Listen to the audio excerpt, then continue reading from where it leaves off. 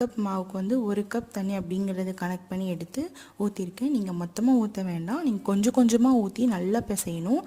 அதாவது சப்பாத்தி பொறுத்த வரைக்கும் நல்லா சாஃப்டாக மாவு எவ்வளோ லூஸாக பிசைகிறோமோ அந்த அளவுக்கு சப்பாத்தி ரொம்ப சாஃப்டாக இருக்கும். பூரியாக இருந்துச்சுன்னா மாவு ரொம்ப டைட்டாக பிசையணும், ரொம்ப கம்மியாக விட்டு பூரிக்கு வந்து மாவு உருட்டணும். இப்போ பார்த்தீங்கன்னா நான் வந்து நார்மலாக கொஞ்சம் கொஞ்சமாக தண்ணியை ஆட் பண்ணி பிசைஞ்சு அதுக்கப்புறமா மாவு போட்டு தான் பிசைஞ்சிட்டு இருக்கேன், எண்ணெய் எதுவுமே சேர்க்கல.